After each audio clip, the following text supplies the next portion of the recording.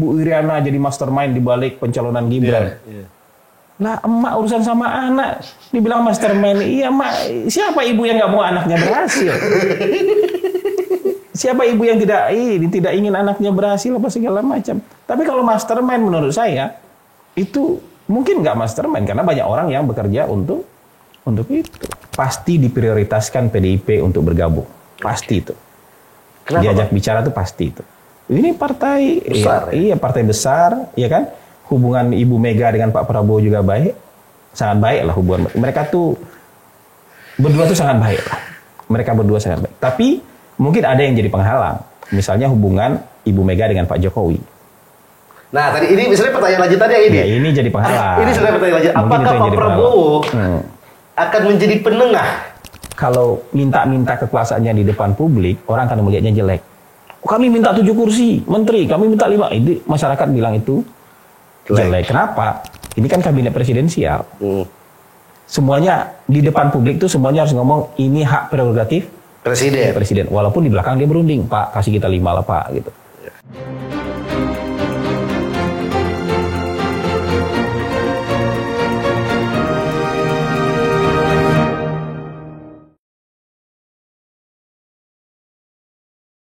Kita lihat, kita juga menurut Bang Hasan, kita harus akuin nggak sih bahwa efek dari Pak Prabowo ya ada Pak Jokowi di belakangnya. Iya, ini kan koalisi 3 orang hebat. Pak Jokowi, Pak Prabowo, Pak Jokowi, Pak SBY. Turun gunung. 3 presiden nih. Pak Prabowo sekarang presiden elek kan? 3 presiden ini. Iya. Kekuatan hebat ini. Tapi wajar nggak sih ini berita-berita di luar sana bahwa Pak Jokowi yang mengatur nanti menterinya seperti apa? Enggak lah. Ini kabinet presidensial. Once orang jadi presiden, dia akan jadi presiden. Dan Jokowi juga pasti mengerti itu dong. Mengerti. Dulu Pak Jokowi kan juga begitu jadi presiden kan ada yang coba intervensi segala macam. Tapi Pak Jokowi presiden.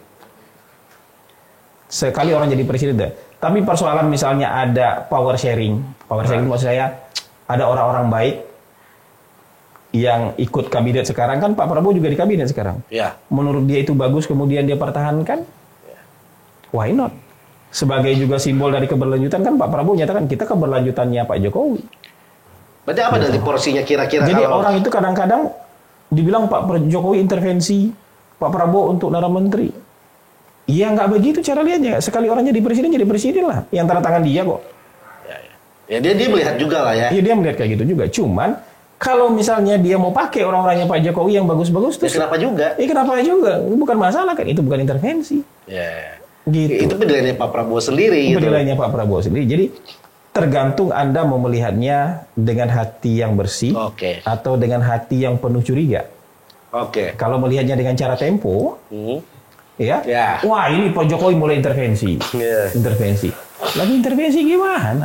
Jangankan Pak Jokowi ini. Saya ketemu Pak Prabowo juga bisa ngusul, Pak, ini kayaknya bagus nih Pak. Ada orang-orang yang bagus Pak buat jadi Menlu misalnya. Ada orang-orang yang bagus Pak juga Menteri Perdagangan. Usulnya bisa kok. Mau itu dipakai sama Pak Prabowo atau enggak sama Pak Prabowo. Usul boleh aja. Boleh aja. Keputusan tetap di Pak Prabowo. Iya. Apalagi orang kayak Pak Jokowi, tentu referensinya lebih banyak. Ini bagus Pak, ini bagus, ini bagus. Usul boleh aja dong. Berarti bisa jadi Pak Jokowi, Pak SBY Dewan Pertimbangan Presiden buat Pilpres. Iya bisa aja, kenapa enggak? Nggak salah juga kan? Nggak salah juga. Jadi jangan apa ya? Jokofobia. Semua dilihat dengan fobia. Itu kan sama kayak dulu. Ini Ibu Iriana jadi mastermind di balik pencalonan Gibran. Nah, emak urusan sama anak. Dibilang mastermind. Iya, emak. Siapa ibu yang nggak mau anaknya berhasil? Siapa ibu yang tidak ingin anaknya berhasil apa segala macam. Tapi kalau mastermind menurut saya itu mungkin nggak mastermind karena banyak orang yang bekerja untuk itu. Iya. Jangan dicocok logi dan digiring menjadi sudut pandangnya aja. Sudut pandangnya jangan ini kita melihatnya dengan hati bersih atau kebencian. Hati penuh iri dan dengki. Wah, gitu. Sama kayak melihatnya majunya Gibran itu menghalangi anak-anak muda lain yang nggak punya bapak presiden untuk maju jadi calon presiden. Saya bilang, Gibran nggak maju pun kamu nggak jadi calon wakil presiden. GR banget kok. Gara-gara Gibran Anda terhalang jadi calon wakil presiden gimana? Gibran nggak maju, kamu nggak jadi apa-apa juga kok. Iya ya.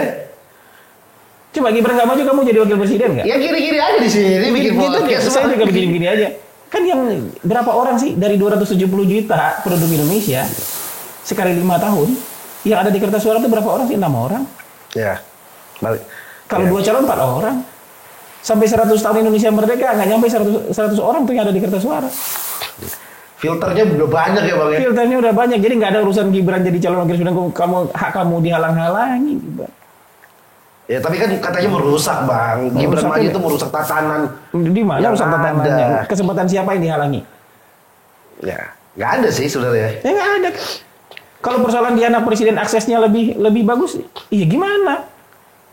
Aksesnya kita dengan aksesnya Gibran ya beda lah. Akses saya dengan aksesnya anak saya aja beda kok. Dulu saya mau magang itu susah loh. Iya. Ngajuin magang karena bapak kita bukan siapa-siapa. Iya. Kalau sekarang anak saya mau magang saya tinggal telepon.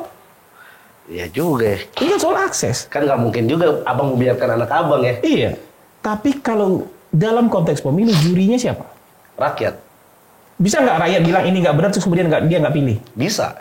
Nah, buktinya sekarang dipilih apa enggak? Dipilih. Ya, terima dong.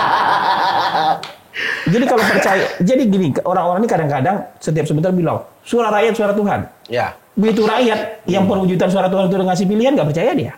Curang katanya. Dicurang, Tuhan bisa dicurangi.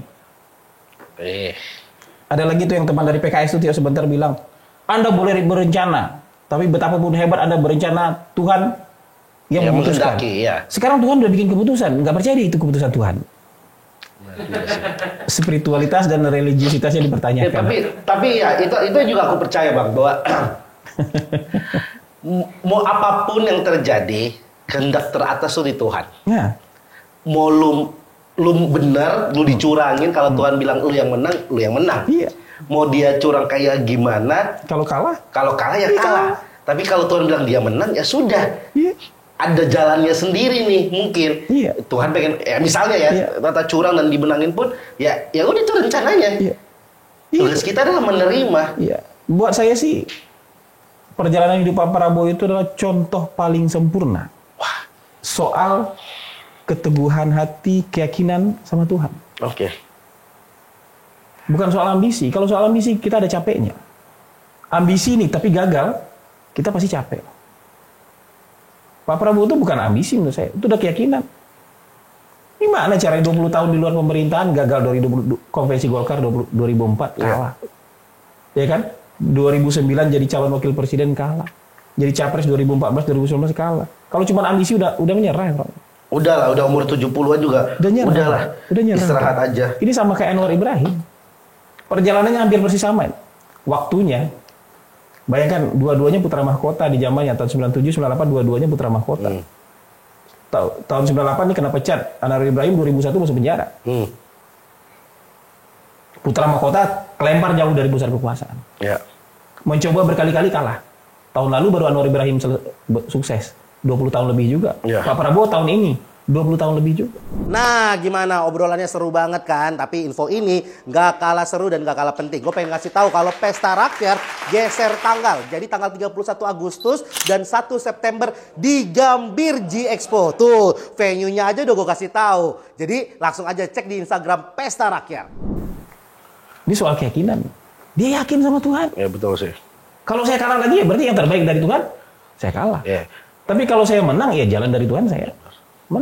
Regina Idol aja tuh kalah 4 kali loh audisi Indonesian Idol baru juara. Siapa tahu contoh Anwar Ibrahim nih ada Gensi siapa ya? Regina Idol tuh. Iya itu lebih cocok. Biar make sense aja Bang ini kan biar analogi. Regina Idol tuh dari Indonesian Idol pertama ikut audisi kalah terus akhirnya juara. Itu butuh berapa kali audisi itu. Ya seperti itulah Pak Prabowo sekarang. Jadi menurut saya ini soal keyakinan. Ibu Khofifah tuh kalah 2 kali. Maju ketiga jadi gubernur. Ada contoh-contohnya soal keyakinan itu. Ya, karena pemenang itu bukan masalah jatuhnya berapa kali, tapi bangkitnya berapa kali. Iya. Ya ada juga orang yang kalah sampai mati, ada juga. Ada juga. Sampai mati nggak berhasil, ada juga. Kan ada juga yang jomblo sampai meninggal. Iya, ada jomblo sampai meninggal. Itu kan berarti dia kalah berkali-kali tuh ditolak. Sorry ya ditolak, Dit, gitu. bukan ngomongin lu ya Dit. Ada juga jomblo sampai meninggal. Memang ada, tapi yang ini kan soal keyakinan. Ya. Yang ini soal keyakinan dan ini keyakinan yang berhasil. Betul. Gitu. Itu benar. Nah, Pak Prabowo PDIP nih posisinya. Bisa ditarik gak di PDIP atau akan dibiarkan menjadi oposisi? Kalau saya punya keyakinan seluruh partai akan diajak bicara. Seluruh ya. Ya, Seluruh. tapi dari seluruh yang diajak bicara tentu akan ada pertimbangan mana yang diajak bergabung, Mana yang tidak. Menurut saya pasti diprioritaskan PDIP untuk bergabung. Pasti itu. Kenapa, Diajak bicara tuh pasti itu. Ini partai besar, iya partai besar, ya kan? Hubungan Ibu Mega dengan Pak Prabowo juga baik. Sangat baik lah hubungan mereka tuh berdua tuh sangat baik lah. Mereka berdua sangat baik. Tapi mungkin ada yang jadi penghalang. Misalnya hubungan Ibu Mega dengan Pak Jokowi. Nah, tadi ini misalnya pertanyaan lanjutannya ini. Ya, ini jadi penghalang. Ini sebenarnya pertanyaan lanjut. Mungkin Apakah itu yang Pak jadi Prabowo akan menjadi penengah sulit lah itu. di Pak Ini Jokowi sudah dan Bu terlalu Mega? personal. Mungkin menurut saya Pak Prabowo tidak akan ikut campur lah itu. Itu sama kayak misalnya hubungan Ibu Mega dengan Pak SBY. SBY, ya. Ya, susah kan? Walaupun AHY ketemu Puan, tapi ya sudah. AHY bahkan bisa ketemu Ibu Mega. Iya. Tapi dengan Pak SBY Enggak. nggak bisa. Menurut saya dalam konteks ini juga Pak Prabowo bisa ketemu Ibu Mega. Ya, terus kenapa sampai sekarang Jokowi masih kader PDIP? Apa? Masih kader PDIP? Ya saya nggak tahu apa pertimbangan mereka tuh, saya nggak tahu tuh. Itu benar-benar saya nggak tahu. Ya, itu kan maksudnya tadi kata Bang Hasan kan ini agak sulit di antara Mega dan Jokowi, tapi kenapa dari PDIP pun tidak mendepak? Ya, ya mungkin ini apa ya, love and hate relationship gitu. Kita kan nggak Menarik tahu nih. ya, kita nggak tahu. Tapi menurut saya mungkin ya, menurut kebiasaan Ibu Mega yang sudah berjalan sejauh ini, hubungan personalnya dengan Pak Jokowi mungkin berat, tapi dengan yang lainnya dia nggak masalah. Oke. Gitu aja. Jadi itu aja. Mungkin kalaupun PDIP tidak jadi bergabung, menurut saya ya mungkin karena persoalan ini. Ya nggak apa-apa juga. Tapi kalau kemudian PDIP juga di luar, menurut saya mereka kan secara DNA, menurut saya DNA oposisinya jauh lebih kuat. Ya, sih, jadi benar ketika sih. mereka jadi oposisi, pasti jadi oposisi yang baik. Oposisi yang baik. Oposisi yang baik dalam arti mereka tuh apa? Check and balance-nya oke. Semangatnya jadi Ya. oposisi itu kuat. Ya, Tetap tangguh jadi oposisi gitu loh. Bukan berdasarkan kebencian. Bukan, tapi tangguh jadi oposisi tangguh. Menurut saya yang lain-lain tuh belum teruji tangguh jadi oposisi. Misalnya Nasdem jadi oposisi gitu, belum tentu tangguh. Nggak ada. Misalnya PKB jadi oposisi belum tentu tangguh. Wah, Tapi P3? PDIP jadi oposisi pasti tangguh. P3? P3 juga jadi oposisi nggak tangguh itu. Berarti PKS PDIP doang nih kayaknya. Iya, yang tangguh jadi oposisi itu PKS PDIP. sama PDIP. Demokrat? Nggak tangguh jadi Oh oposisi. iya. Nggak tangguh, nggak tangguh. Maaf, Pak Haye, udah gabung ya. Iya. Jadi oposisinya nggak tangguh. Nggak, Tapi PDIP iya. tangguh 10 tahun. Finish ya. Iya. Finish ya. Gitu. Jadi oposisi itu 10 tahun, PDIP itu pernah jadi oposisi 10 tahun. Berarti kalau kemarin AHY nggak gabung, finish oposisinya oke loh ya. Iya. Demokrat ya. Iya. Cuman udah bergabung ya. Udah bergabung. Tapi salah nggak sih? Netizen bilang bagi-bagi kursi, ini mah bagi-bagi kekuasaan doang. Itu kekuasaan mau dikekepin sendiri. Wah. Ini kan bukan negara totaliter yang kekuasaan dikekepin sendiri. Ini kan bukan negara kerajaan yang zaman dulu yang raja memutuskan semua. Dalam demokrasi itu justru kekuasaan harus dibagi. Salah satu esensi dari demokrasi adalah kekuasaan harus dibagi. Kekuasaan harus dibagi. Iya. Bahkan cabang kekuasaannya aja harus dibagi. Ada cabang eksekutif, legislatif, yudikatif. Cabangnya aja harus dibagi.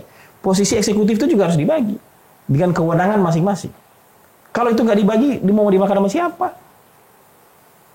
Dan pasti dibagi ke siapa? Pasti pertama prioritas dibaginya kepada pendukung. Gitu aja. Kekuasaan pasti harus dibagi. Kalau kekuasaan nggak dibagi, Anda namanya maruk. Ya, Anda namanya maruk. Motifnya benar ya. Ya memang kekuasaan harus dibagi. Tapi di masyarakat, ini bagi-bagi kekuasaan loh. Maksudnya gimana? Kalau ini kekuasaan nggak boleh dibagi, di tangan presiden aja sendiri. Wah itu juga salah. Itu salah. Bagi-bagi salah. Ya bagi-bagi salah. Mau Anda apa? Ini kan persoalan. Jadi persoalannya selama ini kita itu dicekokin dengan analis-analis politik sekaligus moralis. Oke. Jadi bicaranya, ini kekuasaan hanya bagi-bagi kekuasaan loh. Bukan hanya bagi-bagi kekuasaan, tapi kekuasaan memang harus Dibagi. Cuman kadang-kadang memang kalau minta-minta kekuasaannya di depan publik, orang akan melihatnya jelek. Kami minta 7 kursi menteri, kami minta 5. Ini masyarakat bilang itu jelek. Kenapa? Ini kan kabinet presidensial. Semuanya di depan publik itu semuanya harus ngomong ini hak prerogatif presiden. Walaupun di belakang dia berunding, Pak kasih kita 5 lah Pak gitu. Dan itu Wajar terjadi. Tapi kalau di depan Anda minta-minta, minta 5, minta 6 menteri, masyarakat ngelihatnya jelek. Wah ini bagi-bagi ini. Siapa ya kayak familiar dengan cerita itu. Gitu. Iya kayak familiar dengan cerita itu tuh. Gitu. Jadi kayak Oke. gitu sebenarnya. Nah ini ya bisa menjadi point of view baru buat teman-teman Ya bilang aja, kekuasaan kalau nggak dibagi itu namanya maruk. Jadi kekuasaan harus dibagi. Menarik gitu. Itu foto viral itu ya, gitu. Oke, kita akan masuk ke satu pertanyaan dari followers kita, Bang. Oke. Coba atas lu, pelan-pelan. Oke. Ini dari Ahdian Bintang _25, Bang. Kalau Bang Hasan Nasbi ditawari jabatan dari Pak Prabowo mau jadi apa? Ini sensitif ini. Enggak, saya terus terang saya nggak berharap jabatan apa-apa. Nggak berharap. Udah Nggak ditanya kalau kira-kira dikasih apa nih? Jadi prinsipnya kita gini aja, gini kan. Ini jabatan yang dibagi itu pasti terbatas. Oke. Sementara orang yang pengen Ya. itu pasti banyak sekali. Ya. Kalau kita ikut rebutan di situ, menurut saya tuh nggak elok lah. Tapi kalau dipilih Kalau dari ini orang rebutan nih, tapi kalau disuruh ya jangan soal Hasan juga. Ya, Yes. tapi kalau dipanggil Hasan sini, kamu ini ya, terus bilang, oh Pak nggak usah Pak, itu namanya juga nggak tahu diri itu. Itu juga munafik juga. Oh nggak apa. Tapi kalau ditugaskan akan diterima. Terserah itu apa aja. Jadi nggak akan minta, Nggak akan tapi minta. kalau dikasih Ini kita pasti bertanggung diterima. jawabkan. Jangan munak juga lah. Jangan munak juga lah. Kamu tugas gini, Pak saya nggak pengen Pak. Lah, Gitu. saya tidak mau Itu di kan kekuasaan. kadang-kadang gini, ada teman-teman ya yang daftar SKCK, ngurus surat pilot, terus suka kemudian datang ke desa-desa, kemudian terpilih dia bilang innalillahi wa inna ilaihi rajiun. Kamu kan berjuang buat itu. Jangan inilah. Alhamdulillah kayak bersyukur sama Tuhan. Kayak, Aduh ini jadi beban nih nanti di jadi dalam beban. segala macam. Orang kemarin sikut-sikutan buat dapat itu. Gitu. Udah syukurlah, alhamdulillah. Jadi kita nggak ditunjuk nggak apa-apa, karena kita senang Pak Prabowo sudah terpilih. Tapi Kita sudah mengantarkan. kalau dikasih penugasan, alhamdulillah. Ya rezeki juga. Rezeki kita Jangan kerjakan. semua jadi ambil dari sudut pandang pembenci ya. Membenci. Iya menarik. Gitu. Jadi menurut saya menempatkan sesuatu yang proper itu gini. Kalau ada orang-orang yang misalnya mendukung Pak Prabowo, Ya. kemudian Pak Prabowo bilang kamu tugasnya ini, ya wajar loh. Orang kemarin nggak dukung aja mungkin dapat tugas kok. Dan mungkin diambil juga. Mungkin diambil juga. Ya, itu lebih kurang ajar tuh bang. Iya mungkin aja Nggak ambil juga. dukung tapi ditunjuk Ya kayak nggak apa-apa lah. ngambil. Namanya juga bersama-sama membangun bangsa. Tapi Iya, itu nggak iya apa-apa sih. lah. Gitu. Iya, Ya, iya. kenapa kita harus lihat ini? Iya, Tapi iya. kalau kita ikut rebutan ke sana, menurut saya Nggak usah lah. nggak usah lah. Nggak Kita usah kan lah. sudah mengantarkan. Buat saya, kita sudah mengantarkan Pak Prabowo jadi presiden. Wih, sepi banget nih meja gua nih. Gue pengen ngajakin buat UMKM di sana untuk ngisi produknya di atas meja ini. Tenang, buat kalian harga spesial. Langsung aja hubungin link di bawah ini. Itu Sudah udah cukup. kebahagiaan yang bukan hanya kebahagiaan, keterharuan yang luar biasa.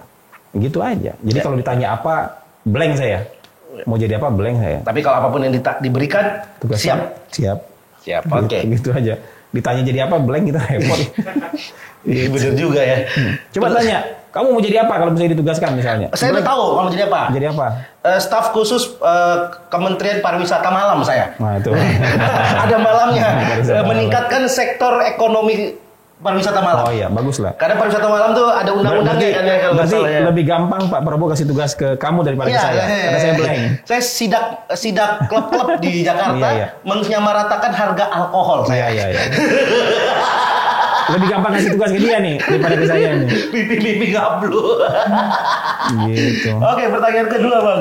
Mau ngapain ke depannya setelah pensiun dari konsultan politik ini dari Khairil Malibacin? Ya, sebenarnya mungkin orang nggak percaya ya. Ya. Tapi kan saya tuh sudah mundur tuh 2019. dari direktur eksekutif itu dari tahun 2019. Ya. Itu perusahaan punya saya loh. Ya. Perusahaan saya mau saya pakai seumur hidup juga boleh gitu. Ya. Tapi saya sudah mundur dari eksekutif perusahaan tahun 2019. Tahun 2024 ini saya mundur dari kepemilikan perusahaan. Hah?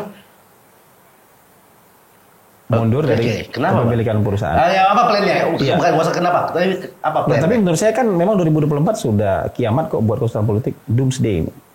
Nggak ada kerjaan lagi habis ini. Oh iya, adanya kan 2009.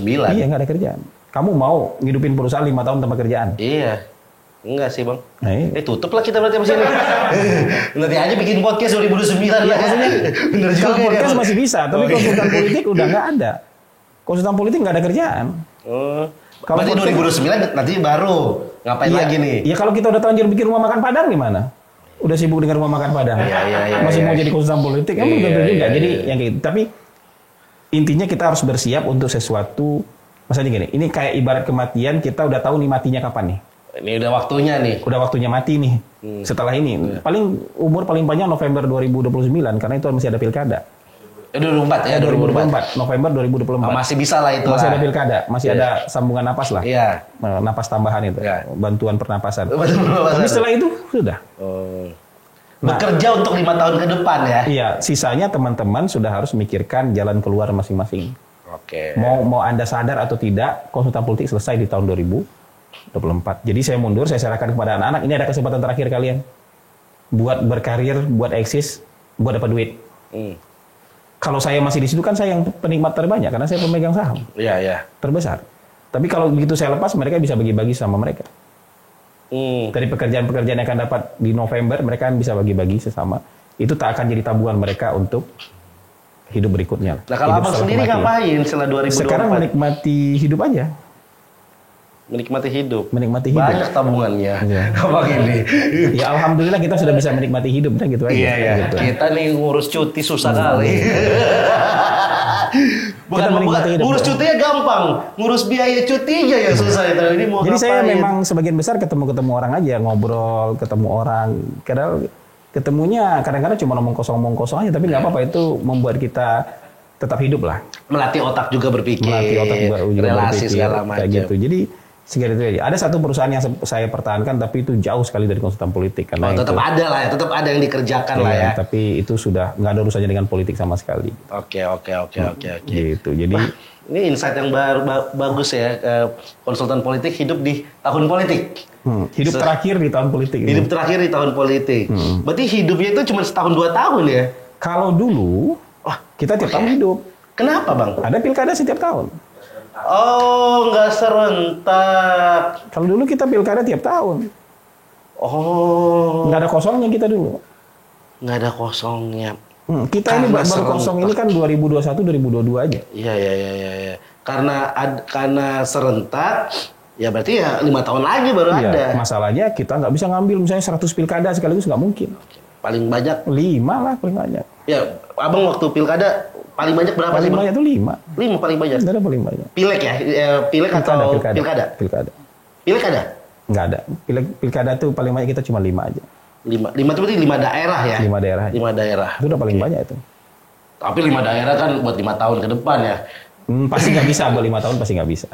Oh enggak ya? Nggak bisa. Siapa tahu 1 tahun oke lah, tapi siapa tahu, 5 tahun enggak. siapa tahu ada tertarik kan jadi konsultan politik kan Iya. mengukur uangnya gimana nih. Gitu. Tapi kosnya gede nggak sih bang jadi konsultan politik?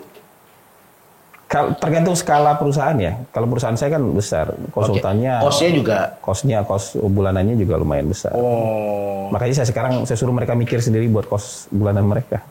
Oh biar mandiri. Biar mandiri gitu. Berarti total abang berapa tahun kemarin? Saya jadi konsultan politik berarti total 14 tahun. 14 tahun. Cukup lah tabungannya. 14 tahun. Iya. Gitu. Menikmati hidup 5 Bisa tahun ke lah untuk depan. hidup sederhana, bisa lah. Sederhana abang beda sama sederhana kita. Enggak, sama aja.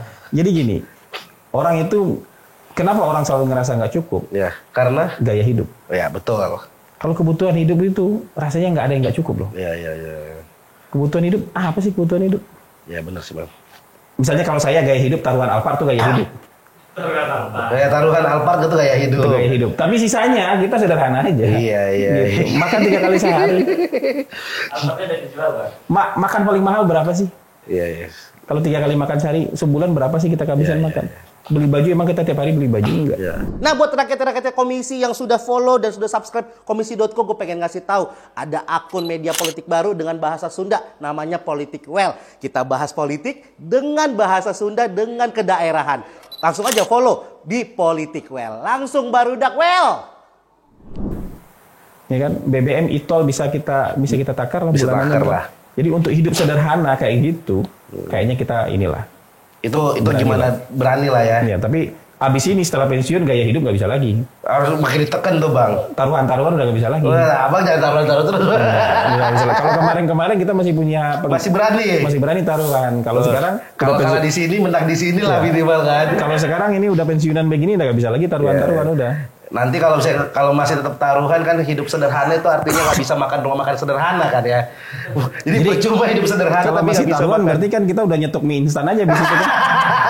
Kalau udah pensiunan masih taruhan ya besoknya kita nyetok mie instan kan. Aduh, ya Gitu. benar. Jadi saya yakin kalau misalnya sudah sampai di level kayak saya, kayak yang lain-lain pemilik konsultan politik itu, kalau buat hidup sederhana mereka sudah tenang lah. Sudah tenang lah ya. Sudah tenang. Kalau untuk gaya hidup ya memang harus nyari terus. Ya, siapa tahu di 2029 kan bukan berarti 2029 tidak berkecimpung lagi kan. Bukan berarti kayak gitu. Iya, Tapi tinggal kan siapa kita yang harus manggil. memikirkan Ya. hidup 5 tahun ini ke depan harus kita pikirkan. Ngapain? Iya Ngapain. benar-benar berarti bukan pensiun dari konsultan politik selamanya tapi ya udah habis nih masanya. Ya ada lagi 5 tahun ke depan ya kalau 5 tahun ke depan masih dipercaya ya alhamdulillah. Ya enggak juga. Ya, Kita nggak mikir apa-apa. lagi mau Nggak ngapain apa-apa. lagi Gitu. Iya. Gitu. Saya sekarang betul-betul menikmati tanpa jam kantor. Iya. Menikmati bisa lebih bebas. Cuman memang ketika persepsi orang kan beda-beda. Ya. Karena kita dianggap bagian dari yang menang, yang mau ketemu banyak. Padahal kita nggak bisa ngapa-ngapain sebenarnya. Iya. Menjanjikan ini gitu tuh kan nggak bisa. Chat ini minta ini, Iya, ucapan ini iya. ya Allah. Terus tiba-tiba minta tolonglah dibantu ini. Padahal saya bilang, saya buat diri saya aja belum tentu bisa nolong. Iya. Ini minta tolong sama kita. Ini, ya itu bang, jangankan berhasil menangin pilpres, dapat hadiah aja langsung di chat sama keluarga. Iya. Apa kabar Gian? Ini tante Iya. di sini. Gitu. Kenapa tiba-tiba jadi tante? Ya kayak gitu-gitu lah. Kira-kira kayak gitu-gitu. Persepsi orang kadang-kadang, wah Hasan ini bagian dari tim pemenangan nih pasti bisa naruh jadi ini dan itu. Orang buat kita sendiri aja kita belum tentu nasib kita. Iya Ya kan? Ini udah minta tolong ini. Lebih minta banyak yang ngechat apa kabar ya sekarang bang ya? Iya itu. Ya makanya. Yang paling berasa tuh mengucapkan selamat berpuasa. Lebih banyak sekarang yang mengucapkan selamat berpuasa gitu. Iya. Kan kalau apa kabar terlalu ini. Ya sekarang apa kamuflasenya adalah Kamuflase selamat berpuasa. Selamat berpuasa. Oh lebaran nanti sebentar lagi Iya, bang. selamat Ih penuh itu handphone abang tuh. Jangankan pas lebaran ya, dari kosong gitu jam itu bang. Udah penuh itu WhatsApp bang. Selamat abangku. Adakah Anda? Aduh terima kasih Bang Hasan Hasbi sudah main di Meet the Politician di komisi.co. Buat teman-teman semua jangan lupa share, like dan subscribe video ini dan kalau pengen siapa lagi datang langsung komen di bawah. Habis episode ini bakal ada Kang Mas. Kalau bohong berarti ini yang terakhir Kang Mas dulu yang tayang. Ya berpikirlah gitu loh, jangan bohong nih Bang. Enggak. Pakai otaknya lah gitu. Habis ini kita akan ada Kang Mas Arief Puyono, kita akan tanya-tanya bagaimana ramalan-ramalan tentang siapa yang akan maju di Pilkada DKI ini. Kalau gitu sampai ketemu di Meet the Politician berikutnya. Bye-bye. Tapi kenapa dari awal mendorong Pak Jokowi? Apa yang dilihat dari Pak Jokowi? Sebenarnya saya udah melihat dia itu kan sebenarnya saya teman dia. Oke. Ya, sejak dia sebelum wali kota saya udah kenal.